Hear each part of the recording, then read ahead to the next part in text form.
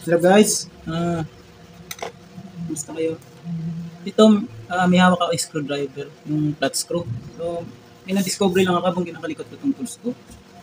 Napahawak ako dito eh. Diba, natural naman itong dulo may itim. Yan, nakita nyo to guys. May itim. Hindi tayo makita. Adjust natin. Yan. Yan, may itim to. So, natural may magnet yan. Yan. So, habang kinakalikot ko to guys, nakita ko. May magnet kasi ako. Yan, yung sa pinagtanggalan ng speaker. Nadikit ko to ngayon.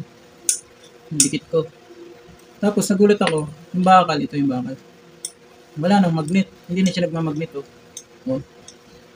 Kahit anong dikit ko, hindi na siya nagmamagnet.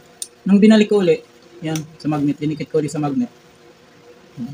Tinanggal ko. Meron na naman uli. Yun oh, kaya niya na naman magmagnet. Ano kaya to? Ang hirap ipaliwanag guys. Yung mga magagaling dyan. Nawawala yung magnet niya. Hindi na siya nagmamagnet. Pero pag dinikit mo ulit dito, meron na naman ulit. Yan. Sa mga magagaling dyan, comment ko lang.